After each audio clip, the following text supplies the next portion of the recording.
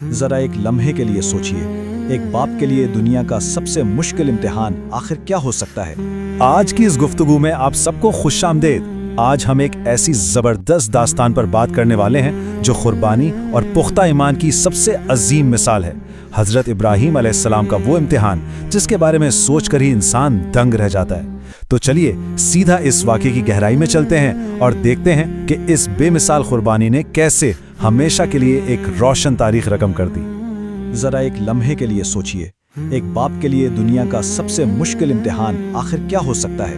پیسہ یا کاروبار ڈوب جانا یا کوئی اور دنیاوی نقصان؟ اچھا سچ بتاؤں تو سب سے بڑا اور ناقابل برداشت امتحان وہ ہوتا ہے جب اسے اپنی سب سے پیاری اور چہیتی اولاد کو اپنے ہی ہاتھوں سے قربان کرنے کو کہا جائے۔ یہ ایک ایسی کیفیت ہے جو کسی کی بھی نیندیں اڑا سکتی ہے، اور بالکل یہی وہ ناقابل تصور حالت تھی جس کا سامنا حضرت ابراہیم علیہ السلام کو کرنا پڑا۔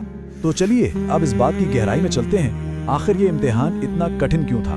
دیکھیے، حضرت ابراہیم اپنے بیٹے حضرت اسماعیل سے بے پناہ محبت کرتے تھے، اور اس کی ایک بہت بڑی وجہ یہ بھی تھی کہ اللہ نے انہیں یہ اولاد ان کے بڑھاپے میں عطا کی تھی۔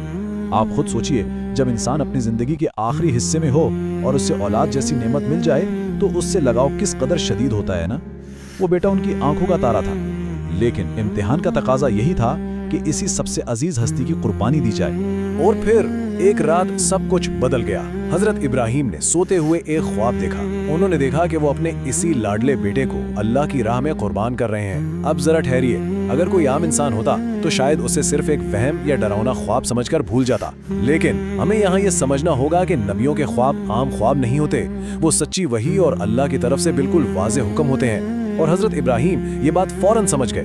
انہوں نے ایک سیکنڈ کی بھی تاخیر نہیں کی اور اپنا فیصلہ اٹل کر لیا۔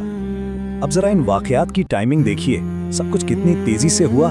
رات کے وقت وہ خواب آتا ہے، پھر اگلے ہی دن ایک باپ اپنے بیٹے کو اس بھاری حقیقت کے بارے میں بتاتا ہے۔ اس کے فوراً بعد سفر شروع ہو جاتا ہے۔